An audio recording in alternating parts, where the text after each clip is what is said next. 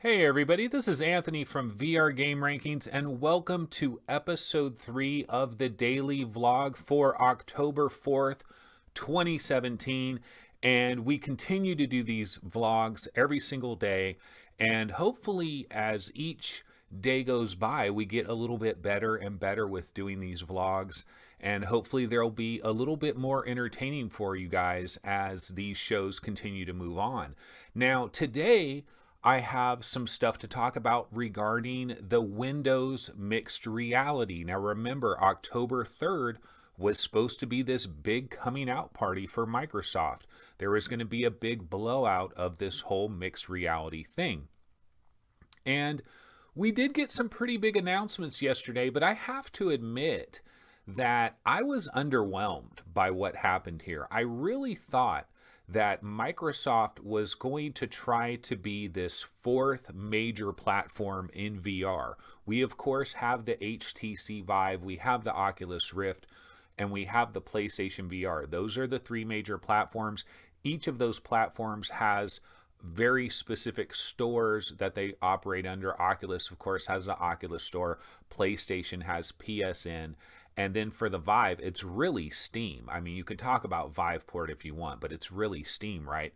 And so the idea, the thought process is that Microsoft coming in as this fourth player in the game, that Microsoft was going to have their own store, and they are going to have their own store. And on October 17th, if you happen to go pick up one of these mixed reality headsets, you'll be able to play Arizona Sunshine and some games like that are going to be on the Microsoft Store. But what I was kind of hoping for is I thought there was going to be a handful of exclusive games that Microsoft would have that would not be available anywhere else to kind of create a little bit of a hype factor for the launch of these mixed reality headsets. But based on what was announced yesterday on October 3rd, I don't know, man. I'm a little bit disappointed in what we got going on here. Now, certainly the biggest announcement that came out of this whole entire thing, the biggest announcement without question, was Halo Recruit. Okay, so Halo Recruit, we heard about this Halo experience. We didn't know what it was going to be. We didn't know how long it was going to be. And we didn't know when this Halo thing was going to arrive. We didn't know if this was something that was going to arrive this year, 2017, or if this is something that was coming in 2018. We really had no idea. I remember back on VR Roundtable, I don't remember which episode it was, but I know we kind of all gave our thought processes on this Halo experience when it was going to come. And I remember I said, hey, maybe this thing will come this year. Maybe this is a lot sooner than we thought. I remember saying that I thought maybe Microsoft, you know, they got these partners. They got Dell, they got Acer, they got Hewlett Packard. I'm forgetting some. I mean, there's a whole bunch of them. Dell, Hewlett Packard, Acer, of course, Samsung now as well. And we'll get to that in a second. But they have all these partners, and I really thought that Microsoft would tell their partners and say, look, we got something special planned. We got a special thing that is going to really pump these headsets up. We've got a Halo experience. And, you know, maybe they would show them the Halo experience behind closed doors and be like, hey, make one of our headsets. You know, we got some good stuff coming. We got an ecosystem. We got a plan. Everything is in line here.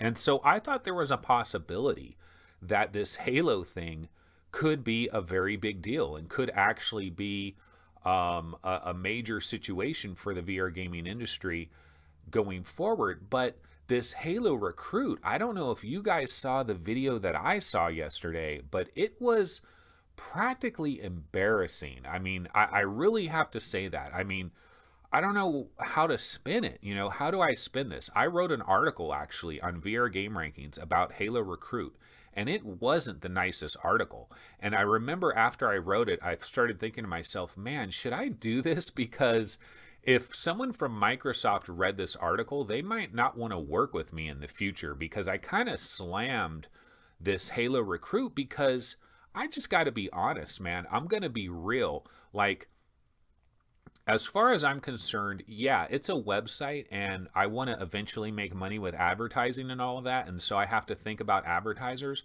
But the viewers, the readers of my website, the people that come to the website, they are the most important thing.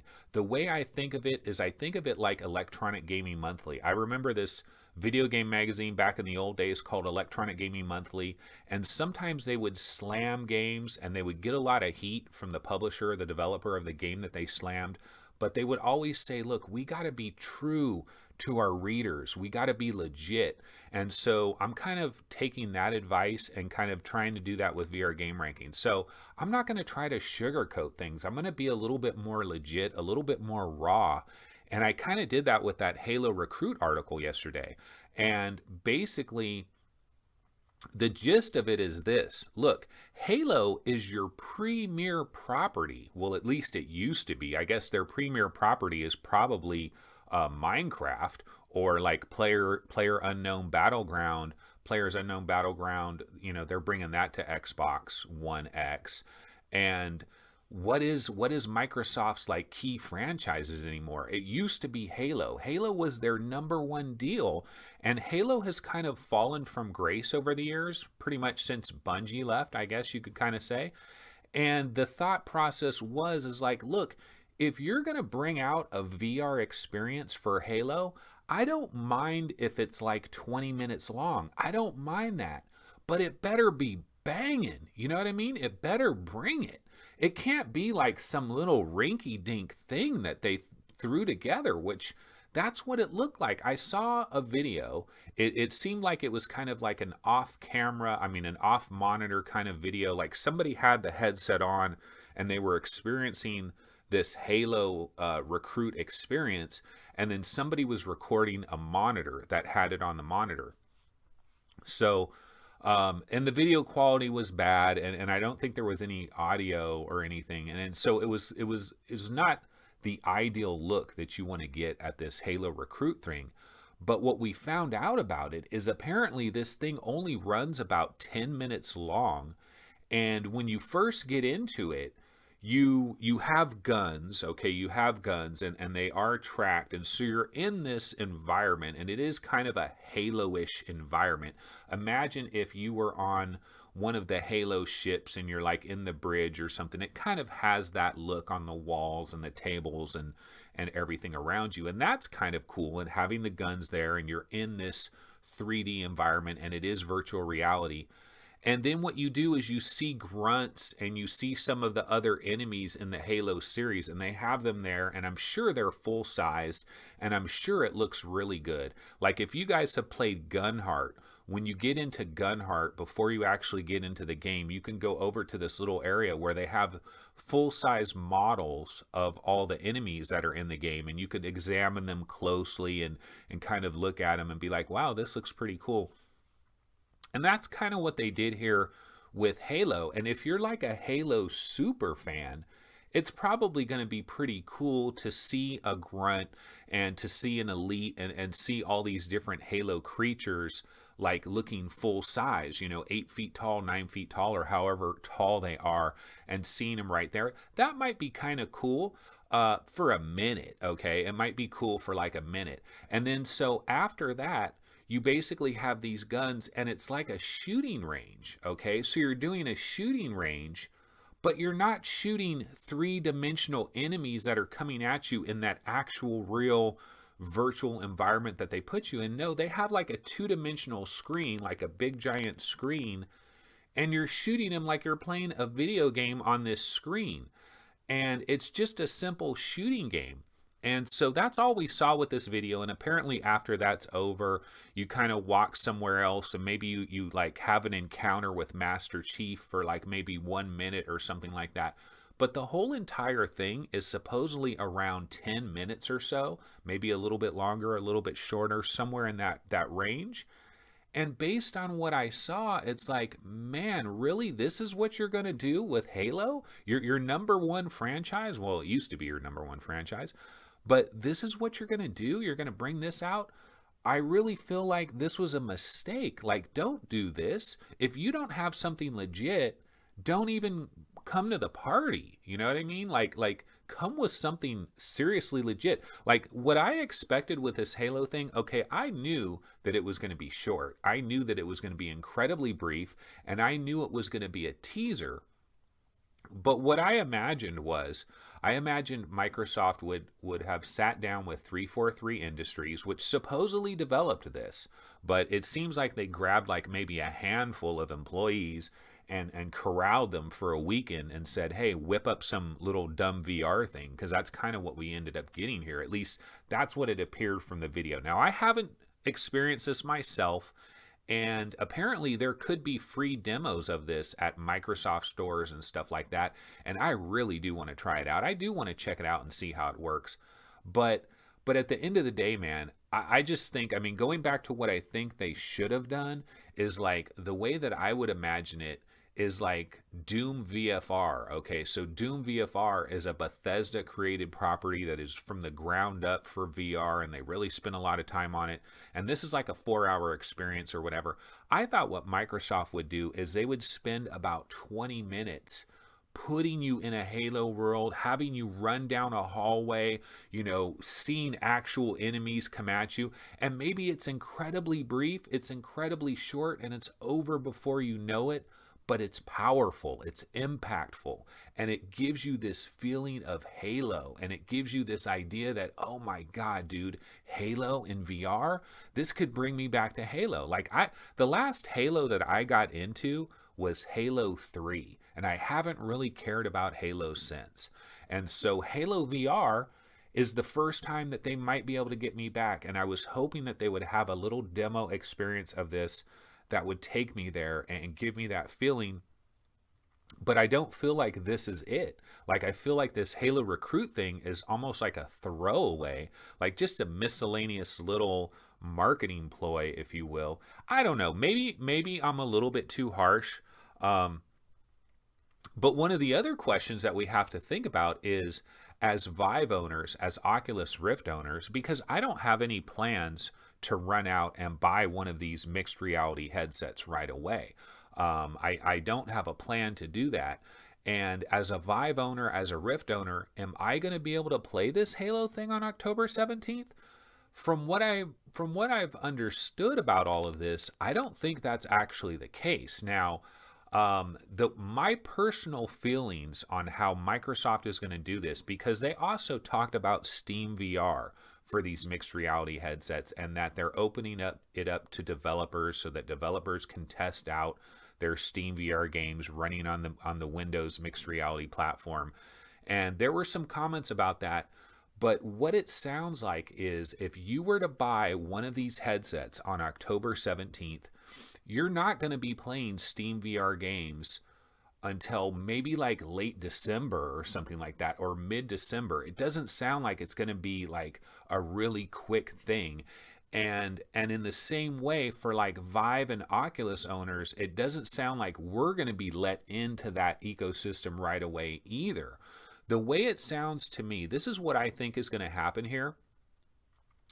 Because Microsoft is doing this big launch on October 17th, and they have all these partners, and all these partners are hoping to sell a good number of these headsets, and they're hoping to create this momentum and this shift to this mixed reality platform, and they're trying to establish it, and they have their Windows store and all of that. My feeling early on is that the thought process for Microsoft is, let's not have Steam VR right away, and let's not let in Rift and Vive people right away.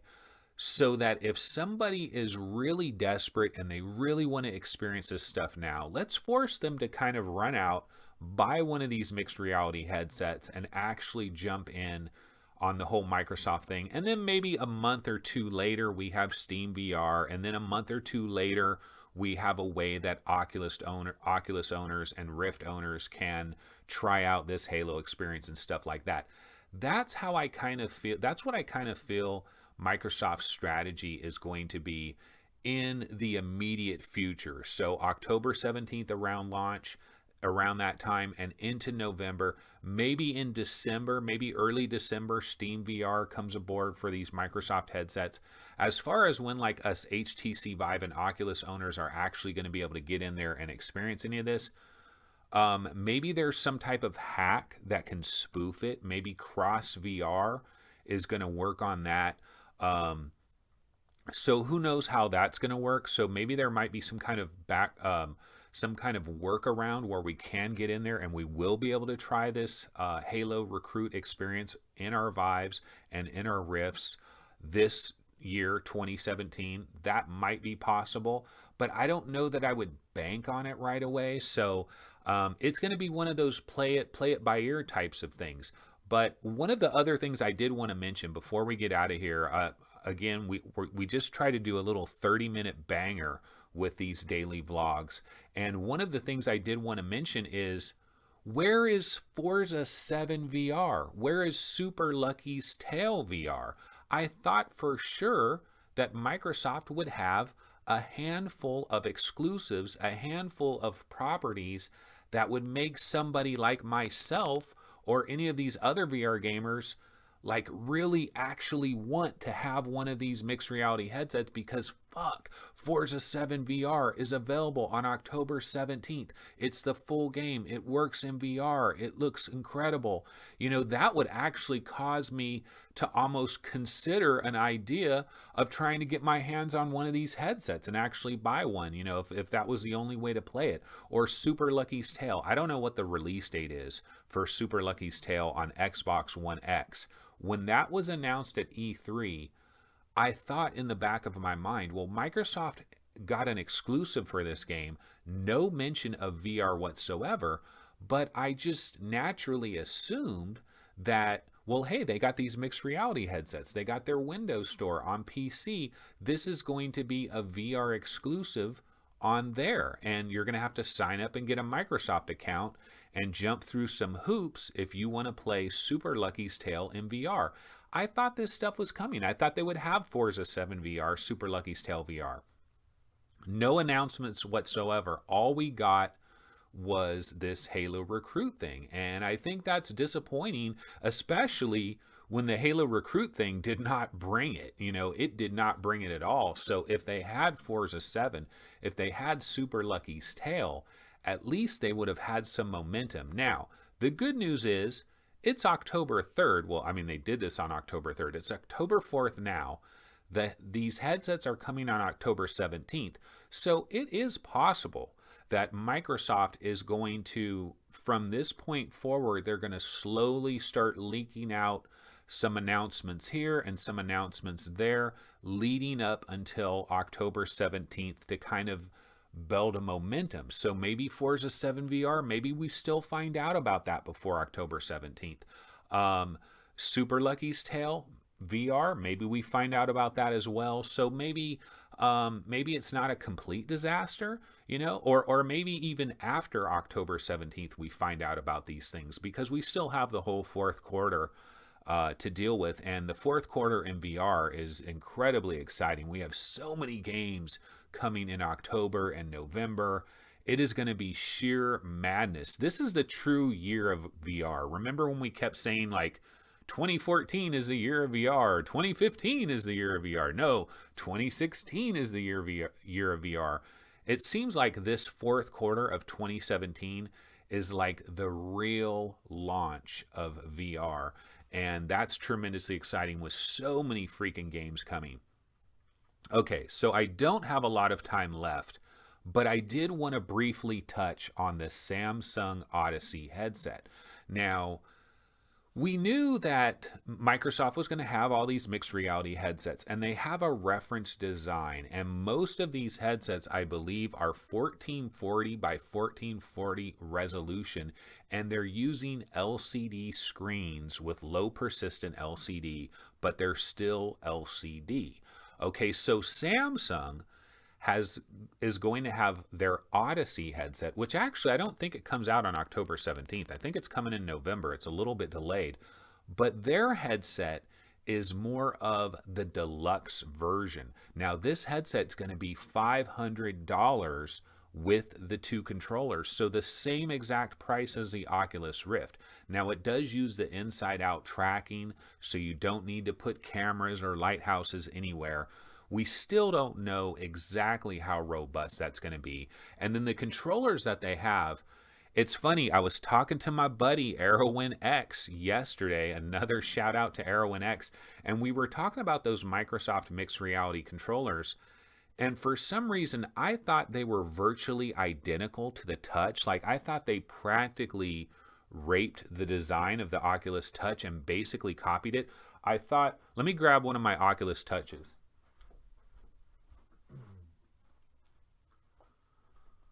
So the Oculus Touch has a design where it just kind of molds into your hand. It just fits naturally into your hand, and it just kind of like molds into your hand, and it feels so nice and comfortable. And I thought that the Microsoft mixed reality controllers, I thought they were damn near identical. But Arrowin X was telling me, no, they're not. These are more like wands that just have a big thing around them. And I was like, wait, are you really? Because I thought they kind of molded in your hands like the Oculus ones, right? And then I looked at some closer pictures of the controllers, and I watched this other video on the controllers, and Arrowin X was straight up right. He was on point. These are more like Vive wands. They don't really have the ergonomics. So the controllers are not on an equal playing field. So that is a little bit disappointing. But this Samsung headset, it is OLED screens. And the other thing is the resolution has been bumped. Let me look at the details here. Hold on a second. Okay, so on the Samsung, so it has the same horizontal resolution that all the other headsets have, which is the 1440 horizontal resolution. But the vertical resolution is bumped up to 1600. So it has a little bit higher of vertical resolution. Now, there's a couple of other nice perks that the Samsung Odyssey has. First of all, it has a built-in microphone. Can you believe that the rest of these headsets don't have a built-in microphone? They basically expect you to get like a PC headset that has your headphones and a mic and use that all while you have a headset on. The other nice thing about the Samsung is it does have the built-in audio, very similar to the Oculus Rift, so you don't have to screw around with other headphones and stuff like that. And I can tell you, after having my Rift for however many months I've had it, I've gotten so used to having those headphones just built in. The convenience factor truly is at a very high level. Now, I did notice while playing Thumper on my Oculus Rift that the headphones are not as good as my Sennheisers. And so, because I played Thumper on PSVR and use my Sennheisers, and my Sennheisers are definitely better than those Oculus Rift headphones, which is not surprising. I mean, my Sennheisers probably cost 5 times as much, so that's not a shock. But having built-in headphones is really nice. It has the mic built in. The Samsung Odyssey has an IPD adjustment where some of the other Microsoft mixed reality headsets don't seem to have an IPD adjustment, or not an obvious way to do that. Also, the Samsung Odyssey has a 110-degree field of view, where the other mixed reality headsets have a 105-degree field of view. So a very slight difference there in the field of view. But and just the build quality and the comfort level of it, it looks just like a higher end piece of kit, but it's 500 bones. That's the same price as the Oculus Rift. Now, am I going to recommend somebody run out and get that Samsung Odyssey headset, or am I going to recommend them to get like an Oculus Rift? You know, the comparison there, it's a hard one. And then you throw the Vive comparison in on top. Like, I wasn't thinking that the Vive was really in a place to compare with these other two, because I thought the price was just out there. But remember, hey, the Vive is $100 more, but you get Fallout 4 VR, and that's a $60 value. So if you subtract that $60, it's only $40 more. Now, of course, if we go down the pack-in road, then you can talk about how many free games you get with Oculus, and you get so many free games with Oculus that it does kind of push it in that direction. Right now, I'd have to say, especially because those controllers do not melt into your hands like an Oculus Touch, my recommendation would probably be an Oculus, to be completely honest with you, unless you have a big room and you can take advantage of lighthouses. Now, I was in a situation recently where somebody was on Reddit and they were explaining how they're trying to figure out what headset to buy, and they were talking about how they're going to be using a laptop, and they need something that's kind of mobile, and they were trying to think about, should I get a Vive and have lighthouses? Will it be too much effort to move these around? Would it be better to have an Oculus with the sensors? And I actually recommended this guy. I said, hey, you probably want one of these mixed reality headsets, because then you don't have to worry about cameras and sensors and stuff. Now, we know that the tracking is not going to be quite to the level of the Vive, of course, or even Oculus, but it should be almost as good as PlayStation VR, or maybe even better than PlayStation VR. I've seen some demos actually where they were using the Microsoft mixed reality controllers, and the guy had them like blocked so that the headset couldn't see it, but he was moving it around. It still has all the tilt. It does a little bit of a predictive thing where based on where you move. So a lot of people have worried about occlusion and like getting the controller out of range of the headset's tracking of the controller, and this being a major problem for certain games. But I honestly think that is not going to be a big deal. I really don't think that's going to be a very big deal. So the tracking thing, I mean, we have to wait and see real world results. I can tell you this, apparently there will be demo stations of these mixed reality headsets in the coming days or in another week or so. I mean, October 17th is just around the corner. Now, excuse me, are we going to have to go to a Microsoft store to demo this? Because there aren't a ton of Microsoft stores everywhere. Where I live here in Sacramento, California, I believe we have a Microsoft store in Rockland, at the big mall in Rockland, but it's a bit of a drive. It's like a 40-minute drive or whatever to get out there and go to that Microsoft store. But I'm going to check it out because I got to try this out. I got to feel these controllers. I got to try the headset. I got to see what does it look like. Now, Tested had a video today about the Samsung, and they talked about the resolution, and other people have talked about the resolution, and some people have said it's a night and day difference. I heard this one guy say, just compared to the other mixed reality headsets, which are LCD and are 1440 by 1440, this Samsung, which is OLED and it's 1440 by 1600, this one guy said it's a night and day difference just with that small amount of resolution difference, which doesn't make sense. But maybe when you combine the OLED factor into it as well, and this is Samsung. I mean, Samsung is a bit higher end. They know how to do these screens. They've been working on this stuff for a while. So, man, I would love to get a demo of this Samsung. I absolutely would, because I was playing a game called Zing: The Land Beyond. I actually played that last night. I love that game. I got to write a review for it, actually. I need to play it again today, and then I'm going to write the review for it.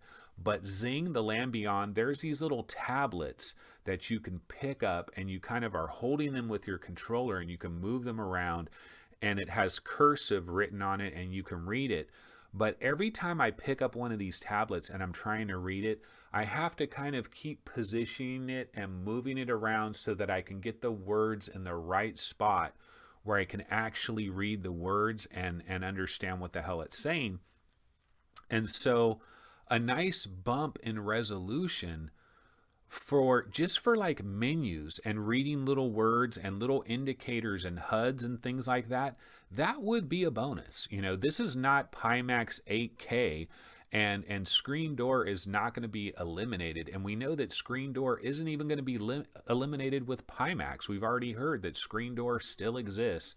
But seeing clarity on menus and words and stuff like that, there is a bonus to that. I think there is a slight bonus to that. So I really would like to try out the Samsung headset. But truthfully, to be able to really know what the deal is with these headsets, I really need Steam VR to be up and running on them. What I need to do is I need to play like Space Pirate Trainer or Vanishing Realms or Raw Data or Arizona Sunshine. I need to try playing some games that I really freaking know on the Samsung and kind of see, where are these things with their tracking, with the controllers, with the ergonomics of the controllers? How does it all shake out? So I can't wait to finally get a demo of this stuff and try it out. And I will make the trip to the Microsoft Store. Maybe Best Buy will have a demo. We'll have to see how all of that plays out. Anyway, guys, I think I've hit the 30-minute mark. I actually don't have a running timer right here. Yeah, I have hit the 30-minute mark. I do have a running timer. So we've hit the 30-minute mark, so I'm going to go ahead and wrap it up, but let's see here. Did I have any last other little thing I wanted to get in? Yeah, no, that's pretty much it for today. We'll go ahead and call it a daily vlog. This, of course, is episode 3. This is October 4th, and this is VR Game Rankings, our daily vlog series. And that's going to do it for this episode, and we'll see you guys tomorrow. Take it easy. Later.